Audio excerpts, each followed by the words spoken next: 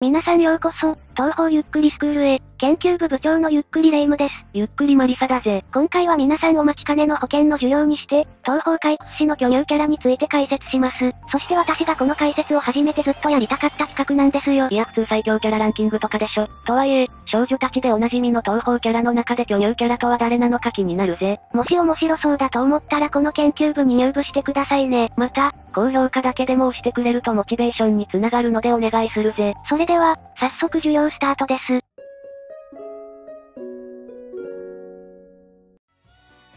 それではまずはじめに紹介する胸が豊かなキャラは聖白蓮です。ああ、彼女は間違いないだろうな。大昔の僧侶で、人間を辞めた大魔法使い。昔は僧侶でなぜ魔法使いになったかというと、誰からも尊敬されていた弟が死んでしまい、死に恐怖を持ってしまって魔法使いになることで若返りの力を手に入れたのですよ。だから彼女の能力は魔法を使う程度の能力なんだぜ。修行により得た魔法であり呪文を唱えることで発動。天狗に匹敵する速さにだけではなく、剣は鉄拳になり五感を研ぎ澄ますこともできたりとバランスよく強力です。しかし魔の力に魅了されたもので、幻想郷演技を書く亜級曰く成仏できないと言われているぞ。白蓮の最強の接近戦についてもっと知りたい方はこちらを見るといいぜ。異変後は幻想郷に移住し、妙蓮寺で僧侶をしていますね。そして彼女の発狂の最大の特徴は絶対平等主義であるということだ。白蓮は、争いを望まない妖怪や善良なものなど、幻想郷で不当に低い身分に扱われている妖怪を救うことを望んで行動しています。なので聖白蓮は、好戦的な妖怪を受け入れていて妖怪たちから慕われています。一輪からは姉さんと言われていたり、村佐船長は恩師として慕われているよな。あまりにも異質すぎるので亜級からは、変わった人扱いされてますね。しかも東方愚問句樹では結構きつめに書かれています。というのも幻想郷のバランスを考える上で里の人間と妖怪が必要以上に融和的関係になることを危険視しているからでしょう。それだけお人よしなお母さん的存在。私も白蓮ママ上によしよしされたいですよ。悪い子は聖剣付きをもらってください。同人では成人設定のためか、天然の入ったお人よしキャラとしての描写が多いですよ。ただし怒らせたらおっかない設定があるぞ。容姿は金髪に紫のグラデーションが入ったロングウェーブに金の瞳。服装は白黒のゴスロリ風のドレス姿に表地が黒、裏地が赤のマントを羽織っていて、黒いブーツを履いていますよ。そして、先ほど言ったように溢れる母性からイラストで胸が強調されたイラストが多いのです。確かにぺったん白蓮は見たことないよ。服装においても、胸元の黒布が編み上げのように交差されていることで、その豊満さを強調していますね。例えばロスは白蓮のパッツンの服で30度見ぐらいしてしまいましたよ。ほぼそれがんみやないか。さらに、格ゲー作品ではしっかりとした膨らみが書かれ、完成版が頒布されるとゲーム内ドット絵では、なんと見事な巨乳なばかりかと、タップンの父揺れを見せてくれていますよ。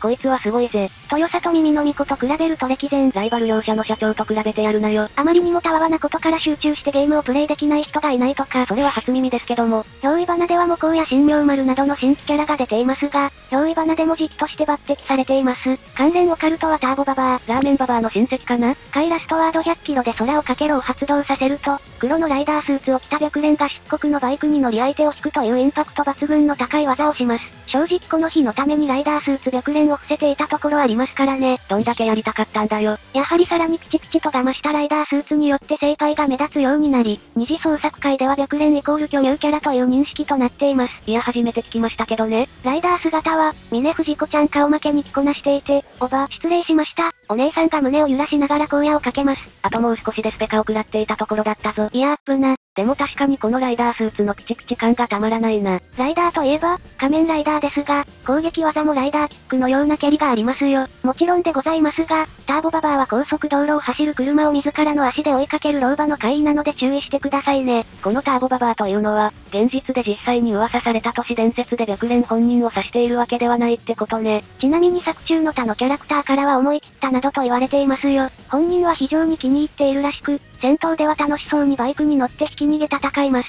困った時はこのバイクを発動すれば何かと攻撃が当たるのでめちゃくちゃ強い。もはやスマブラの域に達しているんだが、対戦勝利セリフでも、バイクに乗ると首都高でバトルしてみたくなるや、今夜も100キロ出しちゃおうといったようにオカルトの影響を受けていることがわかりますね。1000歳ぐらいと言われる白蓮心派17歳。私も白蓮のバイクに2人乗りで乗ってみたいんですよ。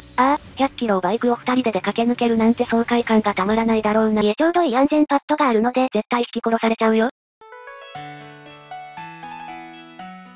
それでは次に紹介する設定上パイオツが豊かなキャラは牛崎うるみです。出ました。ズンエ界のもう一人の革命児。かつては人間を襲い、赤ん坊をかたどった石像を抱かせ、それを重くして水中に沈める恐ろしい妖怪でした。恐ろしいけど、襲うやり方的に根っから悪じゃなさそうだな。そう、現在は三途の川で漁業を営んでいて、死神の保護なしで川を渡ろうとすると、絶滅した超巨大魚や死鳥竜が襲ってくるのですが、この子たちを飼いならしていて、時折幻想郷に売りに行き生計を立てていますよ。ウルミ、ネッシーみたいな怪物くん飼いならしているのかよ。その牙を抜かれた姿を見て、妖怪たちの中には馬鹿にする者もいますが、本人は今の生活に誇りを持っています。時折、間違って三途の川を渡ろうとする者を、元の世界へ戻すように誘導したりもしているようです。おお、自分の意志を貫いていて母性感あふれるキャラだぜ。そういえば、ウルミって何の妖怪なんだ？様々な伝承が存在し、それぞれが重なり合ってできた定義の曖昧な妖怪ですね。美女に化けた自分自身、もしくは濡れ女か磯女を蒔絵にして人間を釣るという、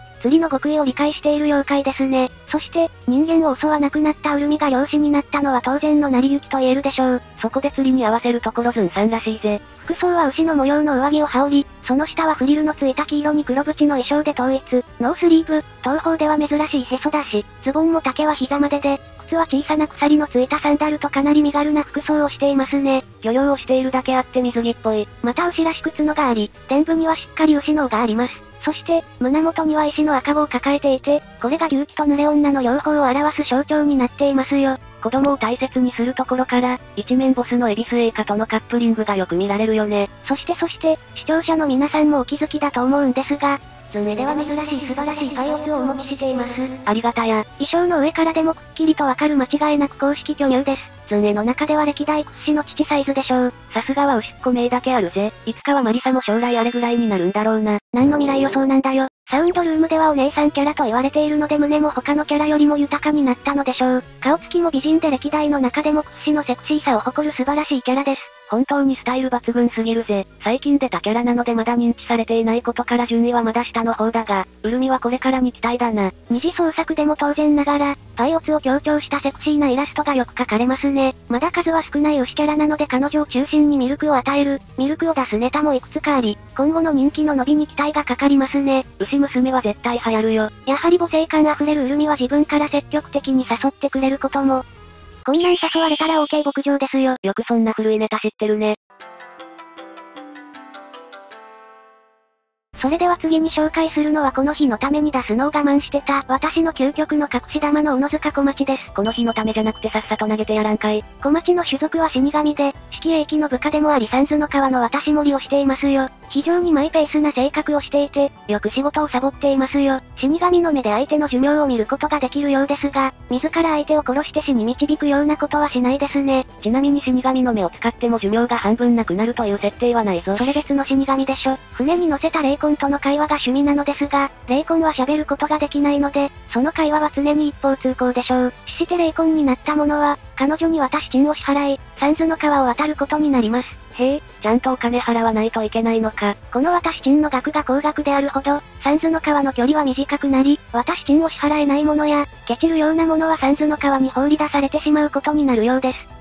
霊さん絶対あかんやん。一文も払えなさそう。よって三途の川を無事に渡れるかどうかは、この渡し金にかかっていますね。待って、もしかして三途の川は意外にも巨乳キャラの巣窟なのか？いや何の考察してんだよ。見た目通りの江戸っ子気質で弾幕では豪快に小銭をばらまいています。それにしても死神って結構儲かるんだな。立ち絵で見る限り、東方のキャラクターで一番背が高く、だいたい170センチ弱と言われています。小町めちゃくちゃモデル体型じゃん。そのガタイの良さと、江戸っ子口調に反して、四季様に叱られた時の、キャン、という可愛らしい声を出していますよ。サボったり、キャンのセリフからアホの子なイメージがありますが、人を見る目があり、なんといっても貝塚のセリフから見て閻魔の四季様直々に雇ったようなのでかなり優秀でしょう。確かに、サボってはいるけど仕事自体をおろそかにしている感じではないよな。小町の特徴といえば、癖のある赤髪をトンボでツインテールでしょう。服装は半袖にロングスカートの着物のようなものを着用していて、腰巻きをしていますね。またズンさんの立ち絵では胸部の膨らみがほとんど描かれないのですが、小町は貝塚での立ち絵でも胸があるように見えます。ただし、ズンさんが公式でそう言ったというわけではなく、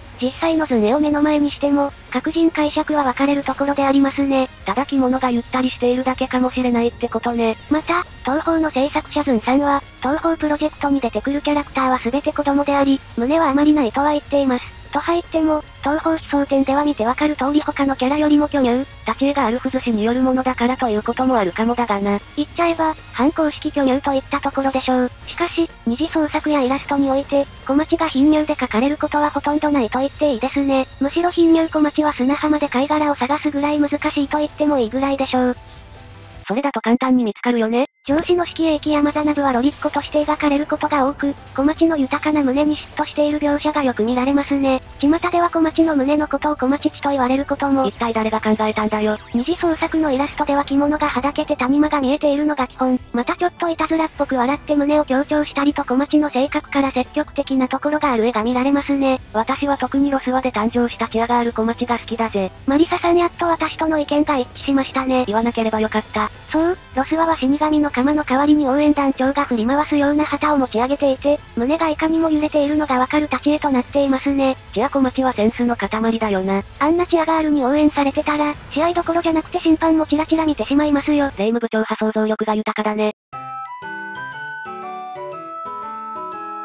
それではラストに紹介するのは、東宝プロジェクトの書籍作品東宝茨河線の主人公にして愛されし、仙人の茨城河線です。今一番叱られたい仙人ナンバーワン。頭にシニオンキャップをかぶっているのと、右腕全体を包帯でぐるぐる巻きにしているのが特徴。右腕の包帯に巻かれているものは実体がなく、霊夢が掴むとぐにゃ、という感触とともに正気のようなものが漏れ出ていました。本人曰く修行中の仙人で、他者から仙人と認識されていますが、仙人みたいな生活をしているのもただの隠れと、自らの事情をつぶやき掛け合わててごまかしていたり、ゆかりにあなた、こっち側でしょうと言われ動揺します。ほう、それは一体どういうことだってばよ。その河川の言動には不可解な点も多いのですが、その詳細は現時点ではまだ明確には示されていないですね。しかし、これからの幻想郷のことをよく考えているところがあります。河川は基本的にお姉さんキャラで、霊夢とマリサのお姉ちゃん的存在だよな。そう、茨河川作中では河川は霊夢やマリサと共に活動することが特に多いです。河川の知識がそれぞれの苦境や危機から救うこともありますよ。新記録では3者は共闘していて、河川は霊夢とマリサを主力とした姿の見えない異変の発生源に対するトラップを企画しました。この3人バランス良くてめちゃくちゃ好き。身長は霊夢やマリサより頭一つ分弱高く、道を急いでいたマリサが河川と衝突した際、マリサの額がぶつかったのは河川の肩だったので、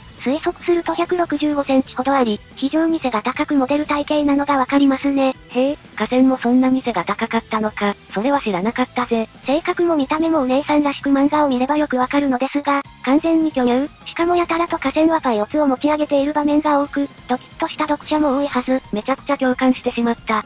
例えばこういったイラストのように片方を腕組みして胸を強調して、もう片方の手で人を指さすというポーズが定番。ちなみにこのイラストは依頼して作ってもらいました。よくこんな依頼を OK してくれました。レンさん本当にありがとうございます。特に、東彩氏が作画を担当する彼女の初登場作品にして主人公を務める東宝茨河線では、5話以降において明らかに巨乳に書かれていて、シリーズの公式作品ということもあって、多くのファンから公式巨乳のように認識されていますね。今日の課題として視聴者の学生さん諸君は5話以降の河川を見比べてみること。めちゃくちゃ気になるんだが、ちなみにファンからの河川のパイオツの故障は先輩。さっきから考えた人うますぎるだろ。またかなりの甘党のようで、菓子の類を食べている場面が多々存在するほか、コーマ缶で紅茶を出された際には山盛りの砂糖を投入していました。仙人なのに甘いものが好きなところギャップがあって可愛いよね。さらには東宝新記録でも勝利シーンでは、両手にお菓子を持って食べていたりしています。ちなみに、お団子だったり、綿菓子だったり、リンゴ飴など結構何でも食べてるぜ。よく食べることからも巨乳キャラの後押しをしていますね。よくある河川の巨乳イラストして白の服を脱いで上の中華風の布だけを着て、横からギリギリ見えるか見えないかというパターンでしょう。みんなこれ保険の需要だから許してね。あと好きなイラストとしては、霊夢が河川に甘えて胸に飛び込んでいるところでしょう。かわいい。こうやってスタイルについても詳しく見てみると、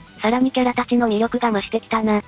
まだ他にも巨乳キャラたちが控えているので次回もやってみたいですよ。それでは今回の授業を終わります。視聴者さんの好きな胸が豊かなキャラがいたら教えてくれよな。それではここまでご視聴ありがとうございました。ご視聴ありがとうございました。グッドボタンとチャンネル登録よろしくお願いします。